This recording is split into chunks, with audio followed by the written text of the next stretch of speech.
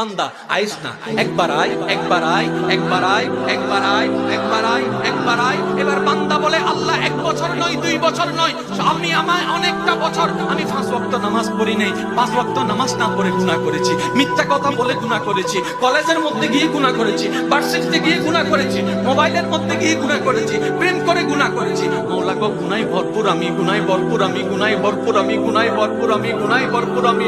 মাওলা তোমার দেওয়া নিয়ামত খেয়েছি, তোমার দেওয়া নিয়ামত রিজিক খেয়ে দেহটাকে শক্তিশালী বানিয়ে তোমার জমিনে দাঁড়িয়ে তোমার হুকুম অমান্য করেছি, তোমার নবীর হুকুম অমান্য করেছি। ও মাওলা, ও মাওলা, আমার তো বড় লজ্জা লাগে, একটা ভুল করলে কারো সামনে যাওয়া যায় না, মাথা নিচু করে রাখতে হয়। আমি তো 1000টা ভুল করেছি মাওলা। ও মাওলা আমি কোথায় যাব, ও মাওলা আমি কোথায় যাব?